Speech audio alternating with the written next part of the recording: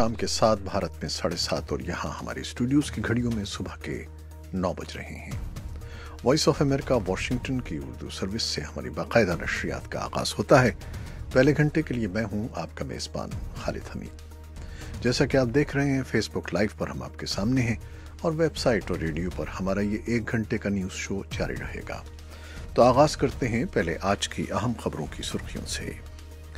انسانی حقوق کے عالمی دن کے موقع پر human rights commission of Pakistan نے پاکستان میں انسانی حقوق کی صورتحال پر تشویش کا اظہار کیا ہے۔ کمیشن نے خاص طور سے بلوچستان میں جاری صورتحال کو ناقابل تسلی قرار دیا ہے۔ وزیر اعظم عمران خان نے کہا ہے کہ وفاقی حکومت بہت جلد پاکستان کی معاشی ترقی کا جامع پلان پیش کرے گی۔ پاکستانی اخبار ڈان کے مطابق پاکستان کے وزیر خارجہ شاہ محمود قریشی نے کہا ہے کہ پاکستان کے لیے امریکی امداد کی بحالی پر امنی حقوق کے عالمی دن کے موقع پر بھارتی زیر انتظام وادی کشمیر میں پیر کو احتجاجی ہڑتال کی گئی۔ ہڑتال کے لیے اپیل استصواب رائے کا مطالبہ کرنے والے کشمیری قائدین کے ایک اتحاد نے کی تھی۔ سعودی عرب کا کہنا ہے کہ وہ صحافی جمال خشوگی کے قتل میں ملوث مشتبہ افراد کو کسی دوسرے ملک کے حوالے نہیں کرے گا۔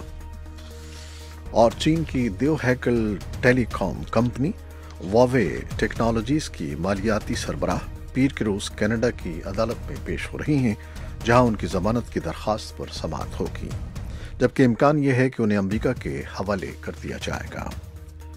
امریکہ کے ایک اہم رکن کانگریس نے کہا ہے کہ ایوان نمائندگان میں ڈیموکریٹک پارٹی کے اراکین صدر ڈونلڈ ٹرمپ کے مواخذے کی سماعت کے لیے کوشش کر سکتے ہیں۔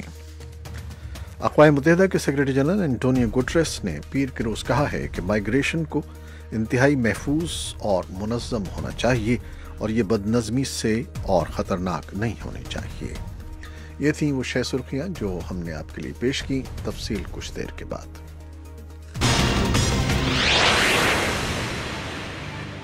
اور خبریں اب تفصیل کے ساتھ۔ پاکستان کے وزیر اعظم عمران خان نے کہا ہے کہ وفاقی حکومت بہت جلد پاکستان کی معاشی ترقی کا جامع پلان پیش کرے گی۔ کراچی کے ایک روزہ دورے پر تاجروں کے مختلف وفود سے باتیں کرتے ہوئے وزیر اعظم عمران خان کا کہنا تھا کہ حکومت قرضے کے حصول کے لیے IMF کے پاس جانے میں قومی مفاد کا سودا ہرگز نہیں کرے گی۔ ان کا کہنا تھا کہ ٹیکس سے متعلق تاجروں کے درپیش مسائل کو حل کرنے کے لیے جلد آرڈیننس منظور کیا جائے گا۔ عمران خان کا کہنا تھا کہ سرمایہ کاروں کا اعتماد بحال کرنے کے لیے حکومت ہر ممکن اقدامات کرے گی۔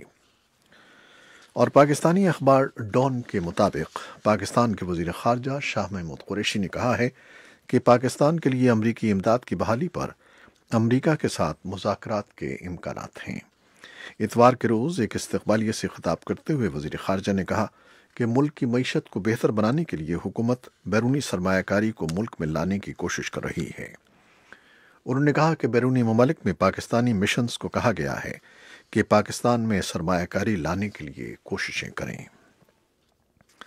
انسانی حقوق کے عالمی دن کے موقع پر بھارتی زیر انتظام وادی کشمیر میں پیر کو احتجاجی ہڑتال کی گئی۔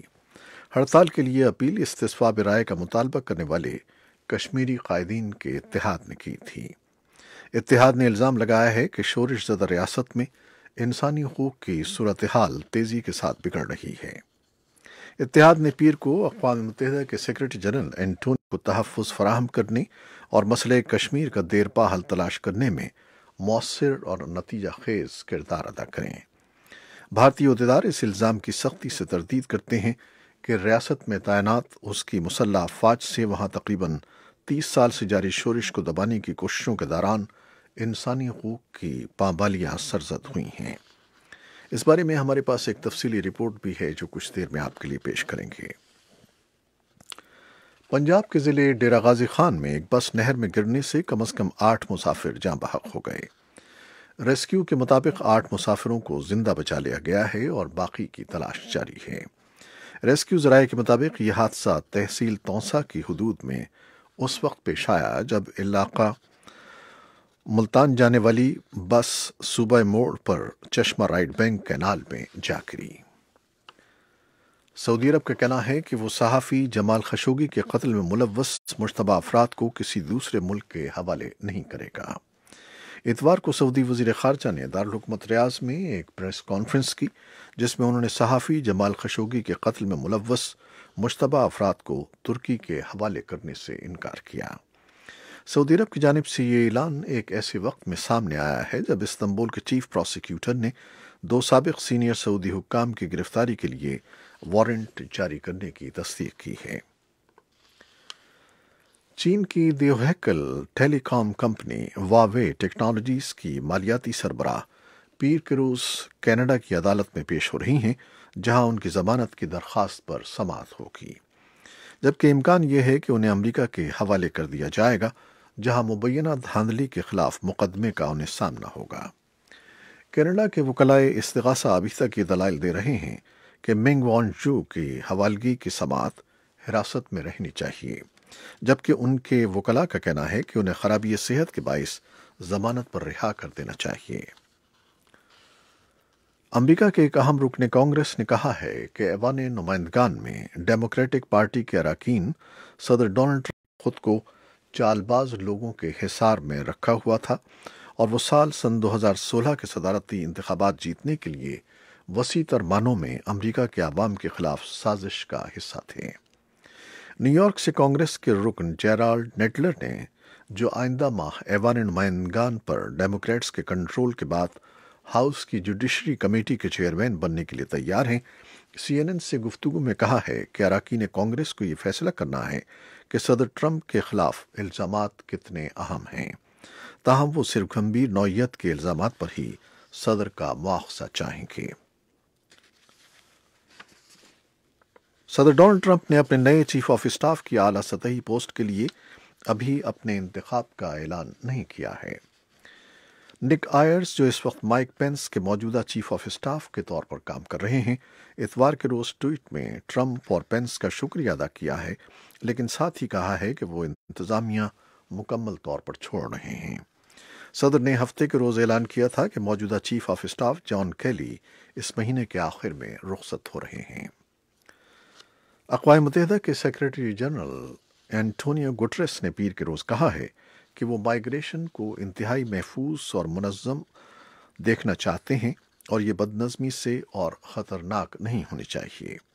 انہوں نے 150 سے زیادہ ملکوں کے گروپ کو سراہا جو ایک عالمی سمجھوتا کر رہے ہیں، جس کا مطلب تارکین کے بہاؤ کو روکنے کے لیے عالمی سطح پر طریقے اختیار کرنا ہے۔ موراکو میں 2 روزہ کانفرنس سے خطاب کرتے ہوئے گٹریس نے اعتراف کیا کہ بہت سے ملک میں زیادہ تر یورپ میں ہیں، محفوظ، منظم اور باقاعدہ ترک وطن کے عالمی سمجھوتے میں شامل ہیں۔ یورپین عدالت انصاف نے پیر کے روز فیصلہ دیا ہے کہ برطانیہ اپنا یہ حق محفوظ رکھتا ہے کہ وہ یورپین یونین سے انخلا کے فیصلے کو واپس کر دے۔ لگزمبرگ میں قائم یورپی عدالت انصاف نے کہا کہ برطانیہ یورپی یونین سے انخلا کے نوٹیفیکیشن کو یک طرفہ طور پر منسوخ کر سکتا ہے۔ عدالت کا کہنا تھا کہ ایسی منسوخی جو قومی آئین کے تقاضوں کے مطابق کی جاتی ہے، برطانیہ کو یورپی یونین میں شرائط میں کسی تبدیلی کے بغیر رکھ سکتی ہے۔ یہ تھیں وہ خبریں جو فیس بک لائیو پر ہم نے آپ کے لیے پیش کیں۔ ویب سائٹ اور ریڈیو پر ہمارا یہ شو جاری ہے، ہمارے ساتھ رہیے گا۔ فیس بک لائیو سے اجازت لیتے ہیں، اللہ حافظ۔